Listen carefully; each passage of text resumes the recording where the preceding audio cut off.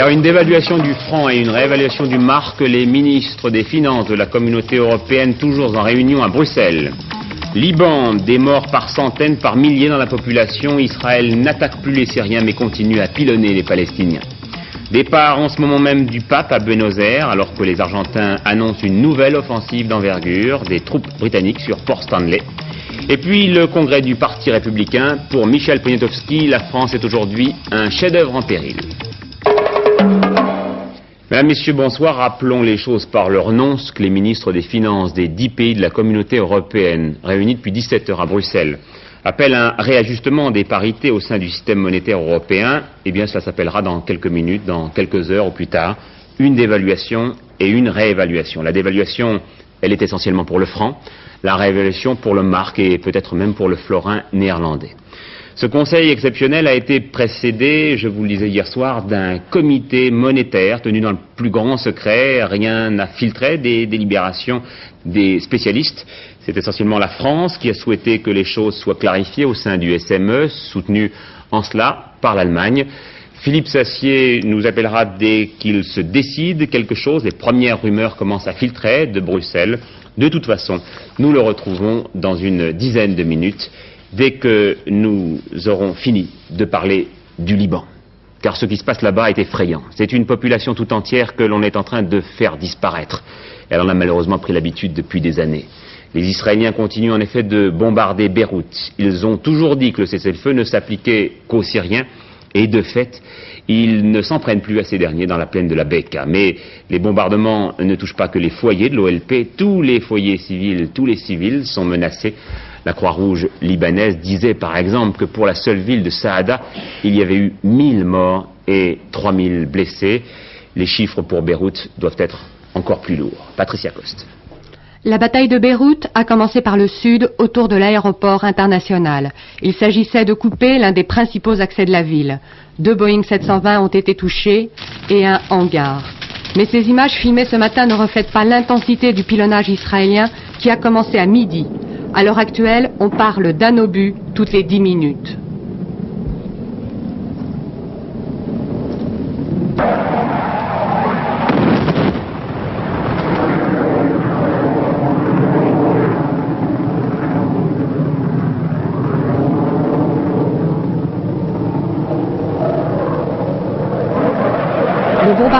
Le bombardement est continu et systématique, par air, par terre et par mer.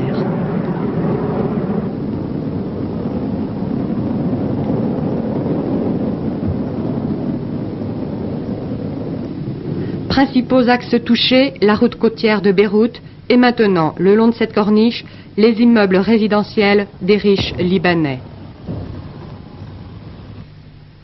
Quartier par quartier, la population fuit, laissant ce spectacle d'une ville déserte. Beyrouth Sud, Beyrouth Ouest, Beyrouth Centre même. Seuls quelques miliciens restent, aguerris par 7 ans de guerre civile. La riposte palestinienne s'affaiblit, quelques tirs de DCA sporadiques, contre un obus toutes les 10 minutes. Des décombres, des amas de décombres. C'est la politique de la terreur, même si les Israéliens assurent qu'ils visent soigneusement les repères palestiniens. Le flux des réfugiés se dirige de plus en plus près de Beyrouth-Est, le Beyrouth des chrétiens libanais, épargné par les Israéliens, et dont on ne sait pas s'il s'ouvrira à toute la masse des réfugiés. L'agence palestinienne Wafa parlait d'un bombardement aveugle de Beyrouth-Ouest et de sa banlieue. À Jérusalem même, un certain nombre de parlementaires commencent à trouver l'opération trop meurtrière. Plusieurs voix se sont élevées au sein de l'opposition pour réclamer l'arrêt des bombardements sur Beyrouth. Charles Anderlin a demandé l'avis du président de la Commission des Affaires étrangères et de la Défense, un proche de Menachem Begin, M. Ben Elissar. Maintenant, cette guerre a été une guerre dure, il faut le reconnaître. Et c'est vrai, elle s'était déroulée dans des centres urbains et il y a eu des combats acharnés. Nous avons tout fait pour épargner des vies humaines, tout. Nous avons même cessé le feu plusieurs fois pour laisser les populations sortir des endroits où justement les gens de l'OLP se sont cachés. pour pouvoir, si vous voulez, utiliser la présence de la population civile. Enfin, malheureusement, il y a des victimes civiles comme il y en a dans toute guerre. Des vies israéliennes ont été perdues pour sauver certaines vies civiles au Liban. Je connais des cas, très précis même. Nous ferons tout notre possible pour aider les Libanais, mais je crois que le monde doit faire son possible pour qu'au plus vite le Liban puisse se rétablir en tant que pays indépendant et souverain et gouvernant son territoire à lui, dans toute son entièreté. Les Français, par la voix de Claude Chesson, hier aux Nations Unies, répétaient qu'il fallait que les Israéliens se retirent du Liban. L'approche d'Israël sur les problèmes de sécurité de son pays a quelque chose de suicidaire, a dit le ministre devant les Nations Unies. Quant aux Égyptiens, eh bien, disons qu'ils accueillent avec beaucoup de scepticisme l'annonce du cessez-le-feu par Israël. En ligne, Pierre Serra au Caire. L'Égypte s'en tient bien sûr à une action pressante sur le plan diplomatique à l'égard des États-Unis d'abord. Moubarak a adressé 3 messages urgents à Reagan en insistant sur le fait que l'action israélienne compromet gravement le processus de paix, même avec l'Égypte. Dans le même temps, la presse officieuse dresse de véritables réquisitoires contre la lenteur dénoncée comme volontaire des États-Unis. On n'avait pas vu cela depuis 1973. Sur le plan bilatéral israélo-égyptien, il devient en plus tout à fait dérisoire et même illusoire de songer que l'on pourra un jour reprendre les négociations sur l'autonomie palestinienne. Sur ce plan-là, donc, Camp David, déjà moribond, a été achevé avec les victimes du Liban. C'est en tout cas l'opinion de l'Égyptien moyen. Ouais, ce qui frappe dans toutes les dépêches que nous avons reçues depuis plusieurs jours, c'est l'extrême solitude, Gérard Sebag, du peuple libanais. Oui, effectivement, l'extrême solitude du peuple libanais, surtout de cette ville de Beyrouth. La ville de Beyrouth va-t-elle allonger la trop longue liste des villes martyrs de l'histoire?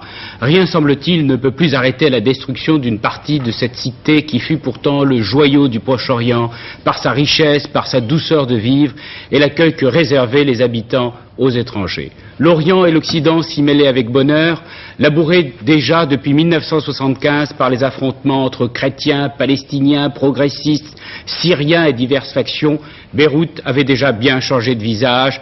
Elle tentait quand même de survivre. Aujourd'hui, il semble que le glas sonne réellement dans l'indifférence générale. Indifférence du monde arabe, impuissant et trop divisé, incapable, sinon en long discours, d'aider ceux qui se battent. Une Syrie qui a accepté un cessez-le-feu qui préserve son armée et son régime. Un monde occidental qui condamne aux Nations Unies, mais reste les bras croisés.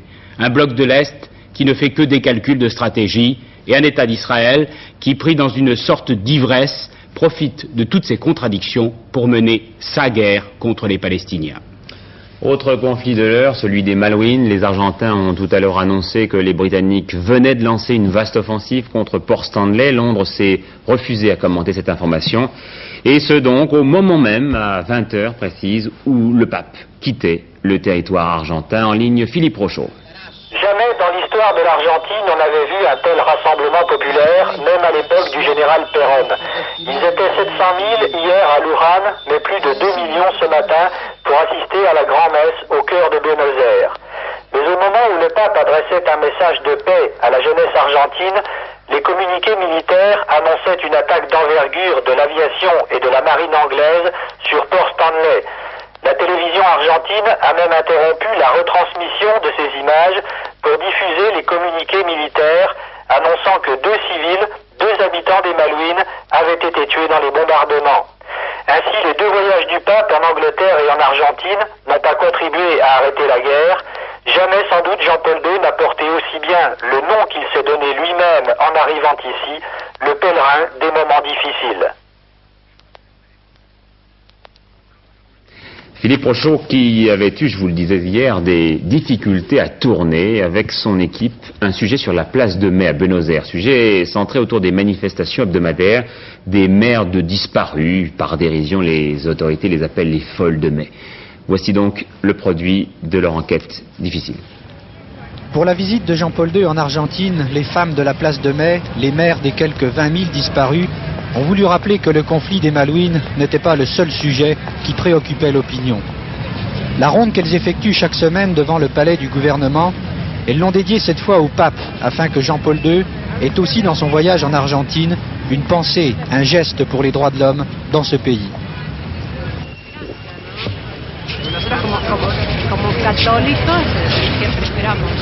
En tant que catholique, c'est une espérance pour nous, dit cette femme dont les 2 fils ont disparu il y a 4 ans. Pourtant, notre conversation devait s'arrêter là.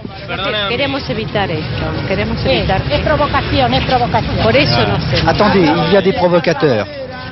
Des éléments d'extrême droite nous prennent à partie. Ce sont les mères des terroristes et des communistes, nous lance-t-il. Qu'elles aillent défendre les Malouines au lieu de faire ça. Elles ne sont pas patriotes.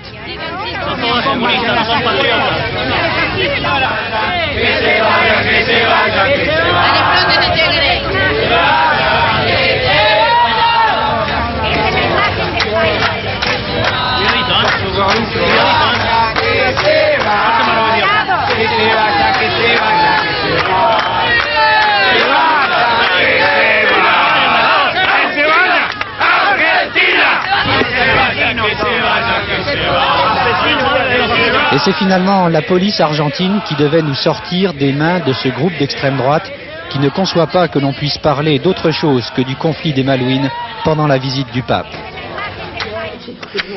Île Maurice, victoire écrasante de l'opposition de gauche, le MMM aurait remporté la totalité des 60 sièges du Parlement. Jusqu'alors, c'étaient les travaillistes qui géraient le pays depuis l'indépendance. New York, une grande marche anti-nucléaire depuis le début de l'après-midi. Vous le voyez, des dizaines de milliers de participants venaient de toutes les régions d'Amérique, d'Australie et même d'Europe. Nous avons vu tout à l'heure une banderole suédoise avec des lâchers de ballons assez impressionnants sur la ville de New York. Et à l'heure actuelle, cette manifestation se prolonge toujours. Canada, le militant d'extrême gauche italien Francesco Piperno fait un aller-retour. Les Canadiens n'en voulaient plus, ils l'ont envoyé sur Paris, les autorités françaises n'en ont pas voulu non plus et l'ont renvoyé au Canada. Et puis cette opération de police au Pays Basque français, 28 réfugiés espagnols interpellés, arrestation d'un responsable présumé de l'ETA militaire. En ligne maintenant avec nous de Bruxelles, Philippe Sassier, qui a toute la journée suivi cette réunion extraordinaire des ministres des Finances, des 10, réunis donc à Bruxelles. Pas de décision pour le moment. Philippe, est-ce que vous avez quelques informations sur ce qui s'est dit à Bruxelles ? Écoutez, il y a effectivement, Patrick, toujours pas de décision. Quelques informations, oui, enfin, elles filtrent avec difficulté. Voilà, ce que l'on sait, c'est qu'après une première séance plénière, où ils étaient tous réunis, les ministres discutent actuellement 2 par 2 pour confronter les mouvements monétaires qu'ils sont susceptibles d'accepter. 2 seules monnaies sont en fait susceptibles de réévaluer, le mark allemand et le florin hollandais. Ces discussions 2 par 2 sont essentielles et très dures parce que les nouveaux taux des monnaies affecteront bien sûr la vie économique de chacun. Chaque pays a le souci de ne pas voir ses produits, plutôt les produits du voisin, devenir trop compétitifs à la suite d'une dévaluation trop forte. C'est le cas de l'Italie qui, semble-t-il, à Bruxelles, défend une dévaluation assez légère et de la lire et du franc français. Ensuite, il faut dire aussi que le remaniement monétaire devrait normalement faire bouger les monnaies vertes, c'est-à-dire faire bouger les prix agricoles. Et une forte dévaluation du franc nous amènerait à taxer par le biais des fameux montants compensatoires nos exportations de produits agricoles. Alors qu'à l'inverse, eh bien, les agriculteurs allemands bénéficieraient d'aides à l'exportation. On dit aussi à Bruxelles, pour l'instant, que le franc belge bougerait très peu. Le cœur de la discussion est donc de savoir de combien le mark va monter et de combien le franc va baisser. Et vous ne pouvez pas nous donner le chiffre pour l'instant. Alors, officiellement, Patrick, on nous donne aucune fourchette, mais selon certaines indiscrétions, qu'il faut prendre avec prudence ô combien. On dit ici que le franc français pourrait dévaluer, pourrait baisser de 10 à 12% par rapport au mark, 7 à 8% viendrait d'une dévaluation du franc, 3 à 4% viendrait d'une réévaluation du mark. Ce sont pour l'instant même pas des hypothèses, ce sont des bruits de couloir. Nous sommes prêts à faire un pas vers la France, a dit à son arrivée à 4 heures de l'après-midi le ministre des Finances allemand. On en est là, les discussions se poursuivent et il se peut que la nuit soit longue à Bruxelles. Pour l'instant, on n'en sait pas plus, Patrick. Et il est évident qu'à tout moment, Philippe, vous pouvez nous rappeler avant la fin de ce journal, ou en tout cas dans le journal que vous présentera Hervé Claude à 23h15. Ce que l'on sait de toute façon, c'est que demain matin, un conseil restreint aura lieu à l'Élysée, une sorte de conseil des ministres extraordinaire, puisqu'il sera limité aux principaux d'entre eux, les ministres d'État, ceux que l'on appelle les ministres financiers, Jacques Delors, Laurent Fabius, mais aussi Jean Auroux, le ministre du Travail, Nicole Questiot, ministre de la Solidarité, Édith Cresson pour les agriculteurs, et Anicet Le Pors pour les fonctionnaires, et puis bien entendu Pierre Mauroy, le tout sous la présidence de François Mitterrand. Roselyne Koskas, il s'agira de décider ce qu'on appelle les mesures d'accompagnement de ce qui sera décidé dans la nuit à Bruxelles. Oui, les mesures d'accompagnement, finalement, c'est presque aussi important que la dévaluation, parce qu'une dévaluation, si elle a pour mission de mettre un peu les pendules à l'heure, il faut préparer l'avenir. Alors l'avenir, c'est la politique d'austérité, la politique de rigueur dans laquelle la France doit dès lundi s'engager. Cette politique, elle aura vraisemblablement plusieurs volets. Un volet de lutte contre l'inflation.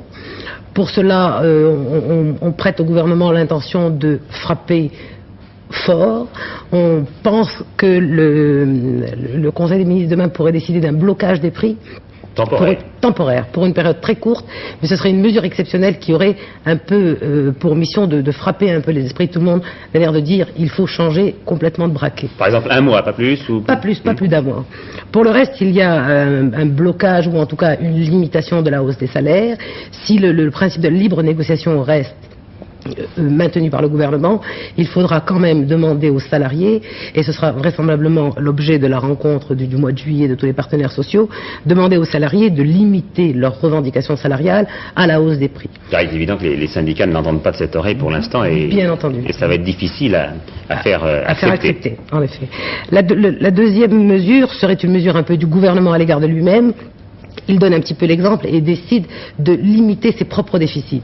Ses propres déficits, ils sont de deux sortes. C'est le déficit du budget, qui est important, qui est de 95 milliards, et que Jacques Delors pourrait à nouveau s'engager à ne pas augmenter. Le deuxième déficit, c'est le déficit de la sécurité sociale. Là, Nicole Questiot proposera, j'imagine, un certain nombre de mesures d'économie pour les dépenses de santé et pour ne pas que ce déficit augmente davantage. Et puis les questions, bien entendu, de solidarité. Tout le monde est appelé à justement justifier cette solidarité. Par exemple, les fonctionnaires en matière d'assurance chômage. Déjà, François Mitterrand a dit qu'il paierait l'assurance chômage. Là, peut-être que Jacques Delors leur demanderait de faire encore un effort en matière de salaire. Les patrons aussi feront un effort. On pourrait leur demander de s'engager à ne pas trop augmenter leurs prix, ne pas trop répercuter les coûts de revient. Mais le gouvernement pourrait s'engager à leur donner quelques mesures pour aider l'investissement. Voilà, donc tout cela, je le répète, c'est du conditionnel, mais ce qui est sûr, c'est qu'on s'achemine vers un tour de vis de l'économie française. C'est ce qui va être décidé demain à l'Élysée, demain matin, et il va falloir vivre à l'heure de l'austérité. Et Jacques Delors, dès ce matin à Deauville, devant les jeunes dirigeants d'entreprise, avait qualifié lui-même l'opération, vous allez l'entendre, de petit électrochoc.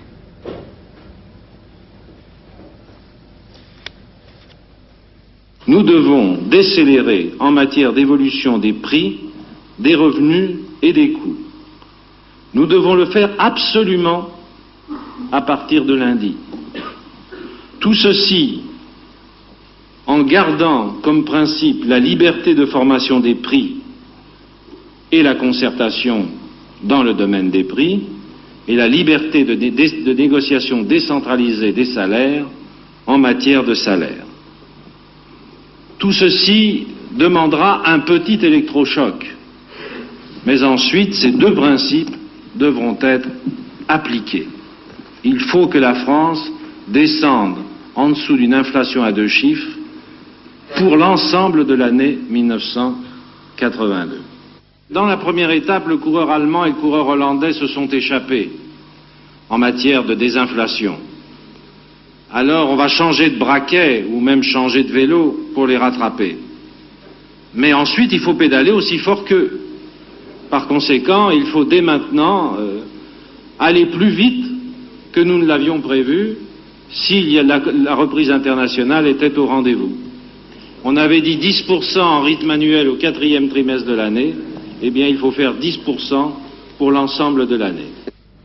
Par avance, Yvon Gattaz, le président du CNPF, s'était félicité de ses objectifs de réduction de l'inflation. La situation économique de la France est devenue très inquiétante, a dit Yvon Gattaz, qui était lui aussi à Deauville.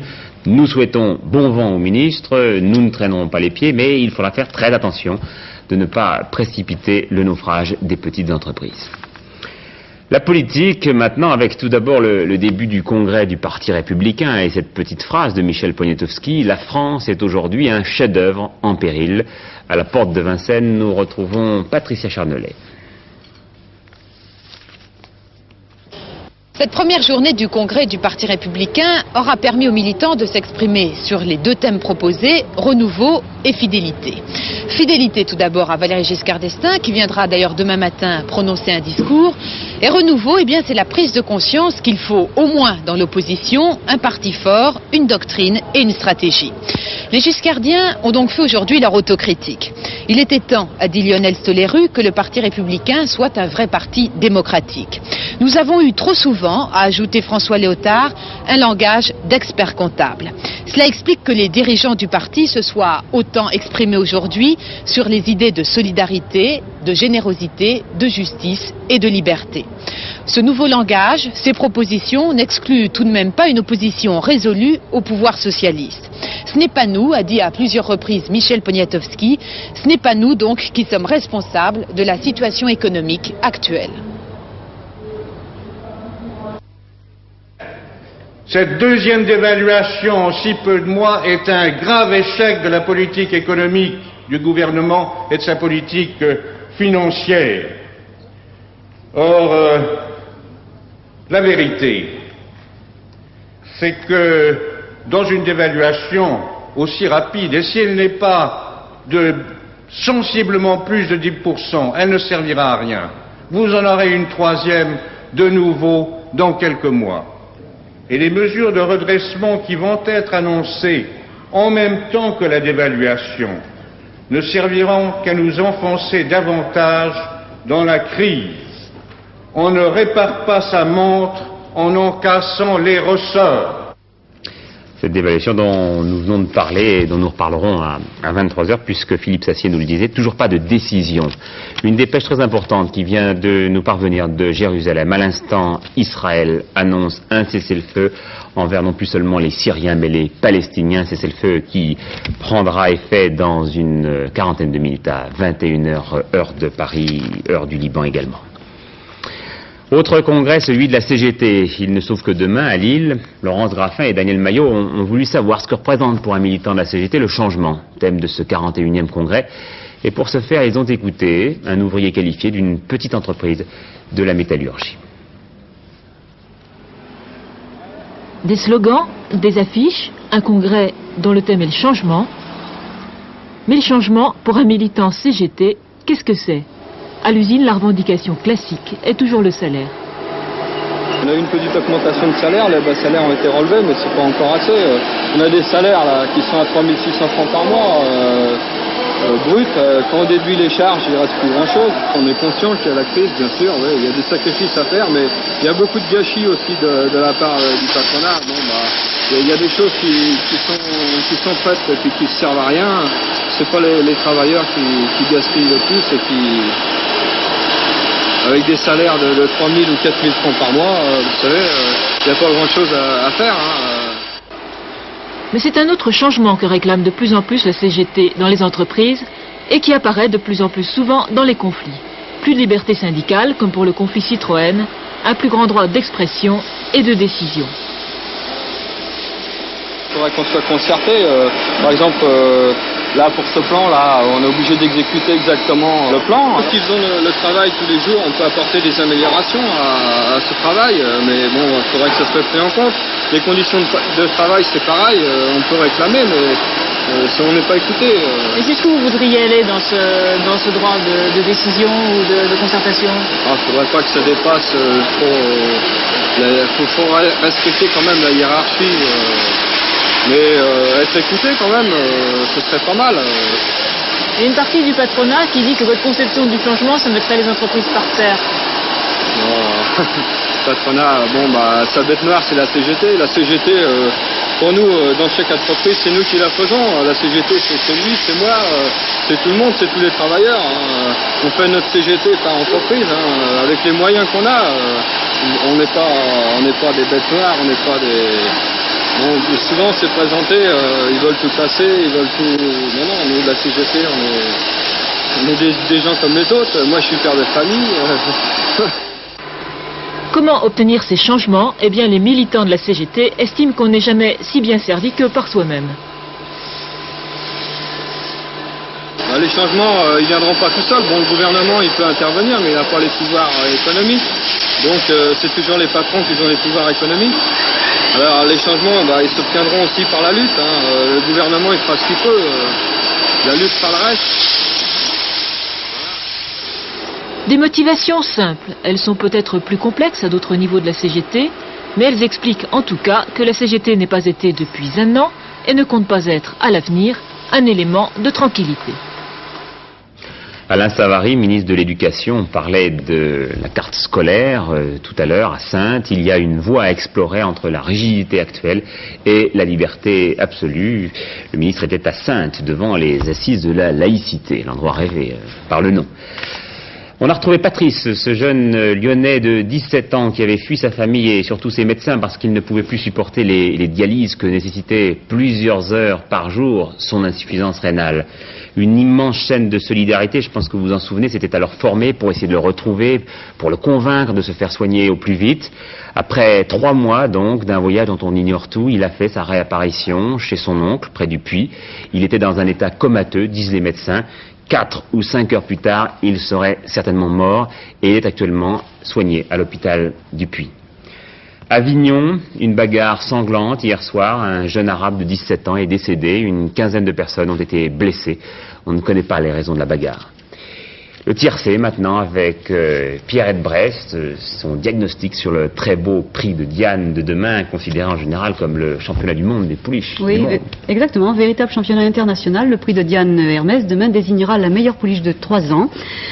Et étrangement, il n'y aura qu'une pouliche étrangère, une anglaise, H. Ridge, qui ne semble pas très menaçante. En fait, il s'agira, je crois, d'un match qui s'annonce terrible entre River Lady, gagnante du prix de la Grotte et gagnante de la poule d'essai des pouliches, qui rencontrera pour la première fois sa principale rivale, Harbour, gagnante du prix Saint-Alary. River Lady a contre elle d'aborder pour la première fois une distance assez longue.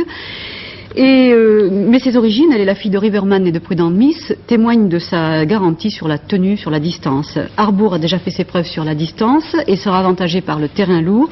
Mais a-t-elle autant de classe que River Lady? Eh bien, le prix de Diane demain nous le dira. Tout de suite, je vous propose de revoir l'arrivée du prix Saint-Alary. Dans cette course de 8 partantes, nous allons voir 4 pouliches que nous retrouverons dans le prix de Diane Hermès, Harbour, Perlet, Olelong et Vidor. Voilà, l'arrivée. C'était le dimanche 23 mai Longchamp, le terrain était terriblement lourd. Nous prenons les pouliches du prix Saint-Alary à l'entrée de la ligne d'arrivée. Olelong, casaque bleue, toque blanche, lance l'attaque, suivi aussitôt par Harbour, la casaque rouge et Perlet, casaque verte, toque rouge. La course va se jouer entre ces 3 pouliches. Olelong, numéro 7, lutte courageusement, mais dans ce terrain défoncé, c'est Harbour, le numéro 3, très à l'aise, qui l'emporte de plusieurs longueurs. Deuxième, Olelong et Perlet s'attribuent la 3e place devant Typhon Poly. Vidor terminera au dernier rang. Nous retrouverons donc ces 4 pouliches demain dans le prix de Diane Hermès. Voilà, le pronostic est bien difficile à établir dans cette course, mais logiquement, eh bien, les favoris ne devraient pas nous décevoir. En tête de ma sélection, River Lady, qui m'a fait très forte impression. Ensuite, Akihida, dont on ne connaît pas encore toutes les possibilités. Et puis Harbour, que vous venez de voir gagner le prix Saint-Alary. Perlet, 3e de ce prix Saint-Alary, mais qui ce jour-là n'avait pas la tête à son travail. Elle était sous l'influence de son sexe, comme on dit élégamment. Ensuite, Olelong, qui reste sur une défaite en Angleterre, mais elle est capable du meilleur comme du pire, celle-ci. Il faut s'en méfier. Et puis pour terminer, Pomme d'Ébène et Paradise, qui seront mes outsiders. Voilà, retenez leurs numéros, 13, 1, 2, 4, 14, 8 et 5. C'est dur avec les pouliches, hein. Très dur. Paris-Colmar à la marche, l'ancien Paris-Strasbourg, c'est le Français Adrien Felpin qui l'a emporté tout à l'heure. Les championnats du monde de saut d'obstacle en hippisme, eh bien le Français Michel Robert est qualifié pour la finale à 4 demain à Dublin. Et puis en voile, La Rochelle, la Nouvelle-Orléans, eh bien Marc Pajot, second de justesse devant le Prao de Delage, arrivé 2 heures derrière lui en filant à toute allure, 17 nœuds. Enfin, je ne saurais plus longtemps vous cacher qu'en tennis, Antenne 2 a battu tout à l'heure FR3, 21 victoires à 15 et rencontrera TF1 en finale dimanche, on vous racontera. Alain Gillot-Pétrel, la météo maintenant. Oui, vous l'avez tous remarqué, les températures sont en chute libre depuis aujourd'hui. Heureusement, je vous l'avais dit il y a 3 jours. Il y a 3 jours, vous avez fait ce dessin et je vous avais dit qu'il y avait derrière cette perturbation qui a pénétré sur l'Europe, cet air froid qui vient en droite ligne du pôle et qui maintenant, il n'est plus seulement sur la mer, il est sur la France. Alors donc pour demain, notre carte, eh bien c'est un ciel variable sur tout le pays, alternance d'éclaircies, de passages nuageux plus abondants sur l'Est, la Corse et les Pyrénées, accompagnés de pluie, de grêle ou d'orage, quelques éclaircies surtout sur la Méditerranée car il y aura un peu de vent de nord, il y aura également des rafales de vent assez fortes sur les côtes et même à l'intérieur, mais le vent sera moins puissant à l'intérieur. Bref, ce n'est pas très brillant. Les températures pour demain prévues par la météo nationale, c'est la surprise du chef, 14 degrés sur les côtes de la Manche, mais oui, 14 également à Lille, 16 à 17 au nord de la Loire, 16 à 24 maximum à Bastia au sud de la Loire, ça n'est vraiment pas chaud. Demain, dimanche 13 juin, 1 minute de soleil en plus, levé 5h49, couché 21h53, on fêtera Dieu puisque c'est la fête de Dieu et on fêtera aussi Saint-Antoine de Padoue, le surdoué des objets perdus. Voilà, tout de suite après le journal, vous avez rendez-vous avec Michel Drucker pour une émission assez exceptionnelle, enregistrée sur le porte-avions Foch. C'est la première fois qu'une émission de ce type s'y déroule intégralement et ça fait, vous le verrez, un drôle d'effet. Et puis un peu après, vers 23h15, Hervé Claude vous développera les 2 titres essentiels de la journée, je vous le rappelle. Tout d'abord, on va vers une dévaluation du franc à Bruxelles, mais les ministres des 10 pays de la communauté n'ont toujours rien décidé, nous disait tout à l'heure Philippe Sassier.